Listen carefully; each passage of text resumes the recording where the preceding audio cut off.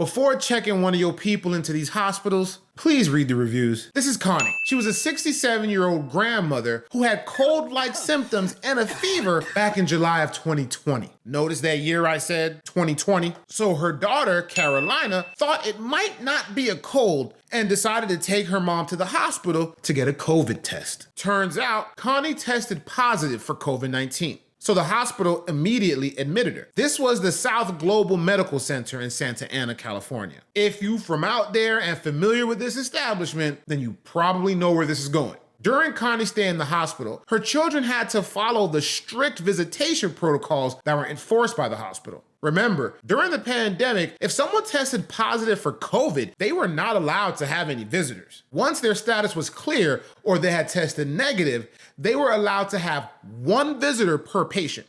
While these protocols were brought in to try to help stop the spread of this disease, it was these very protocols that gave space for medical professionals to be a bit negligent. So what do you do when your mother has a very deadly disease, but you can't go check in on her at the hospital? Well, I suppose you do your best to befriend the staff at the hospital that are overseeing her care. So Connie's children were bringing the nurses like lunches and stuff, doing their best to befriend them in hopes that they would do their job. The staff appreciated it and kept reassuring them that Connie was gonna be okay and she was gonna pull through this. And a couple weeks later, Connie tested negative for COVID. She was still somewhat in a comatose state, but this was great news. Her children were ecstatic. The children discussed it, and Connie's son Manny was gonna be the first one to actually go to the hospital and visit her, since remember, only one of them can go. However, when Manny got to his mother's room, his happiness quickly evaporated.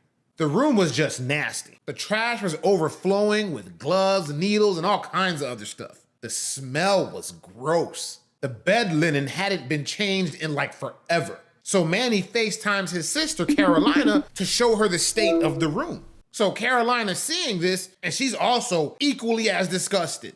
She tells Manny, put the camera on mom though. I wanna see her real quick. So Manny points the phone in his mom's direction, but then he notices something isn't quite right. Tell me why.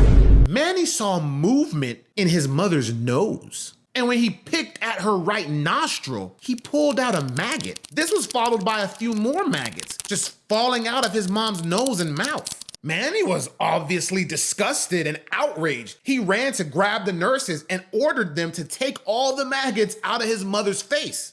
In the end, a few dozen maggots were extracted from Connie. Unfortunately, Connie's condition didn't get any better despite having tested negative for COVID. She passed away a few weeks later. The family followed up with a lawsuit against the hospital. And the hospital didn't really want to take responsibility for the deplorable conditions. They did inform the family that they suspected a fly had landed in Connie's nose and laid eggs there. Bro, what? I don't know about y'all, but I'm crashing out in the hospital about mine. Just saying, cause ain't no way y'all were watching her while there were whole flies growing in this woman's nose. I'm certain she was left unattended for days at a time. The hospital also gave the "we're understaffed" excuse as if that matters when it comes to getting quality care for your loved one.